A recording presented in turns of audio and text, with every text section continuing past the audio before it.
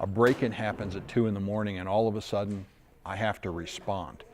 Without a plan, the probability of mounting a successful defense approaches zero. That's why Tony instructs home defense simulations like this one. It's not about how to kill, it's testing how you may react. Trying to formulate, what am I going to do? What am I going to do when the adrenaline's flowing, your vision is clouded, your hands are shaking. That's the wrong time to try and figure it out. You have to know ahead of time. While the lights are up and these intruders don't shoot back, it's still a scary state of mind. And that's the point. What we're trying to do is just get you a grasp, just to get a basic understanding of the difficulty of defending your home. So we decided to try it ourselves. Load. Hurry, here comes the intruder. We took cover behind a wall, assuming my family is safe behind me. You're only exposed enough to get your eye and the gun past the corner. Now I'm being threatened with a gun.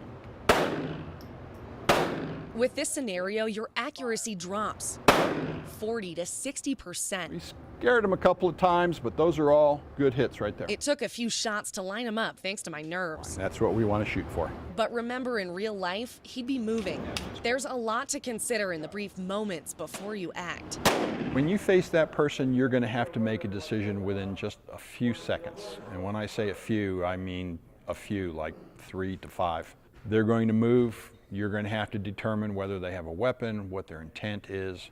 Are they moving towards you in a hostile manner? Then you have to decide if you can even pull the trigger in that moment. Do you even want to? Then there's the mental and moral issue that you have to overcome of actually having the ability in your hands to end someone's life. Tony says if you're aiming at anything but the middle once you've assessed a deadly threat, it's more than likely you'll miss, potentially putting yourself in more danger. A lot of the students say, well, I'm just going to fire a warning shot, or I'm just going to shoot to wound. Remember, we said your accuracy is probably 40 to 50% as good as your best day on the range. Trying to fire a shot to wound is probably not in the cards. That's what happened when this intruder surprised me during the simulation. Shot the gun out of his hand. Luckily, I ended up shooting his gun. People can't get enough understanding of the law and capabilities and techniques.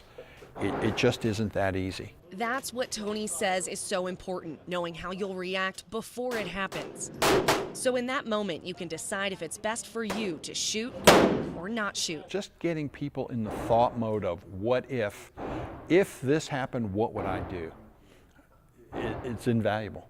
It could save a life.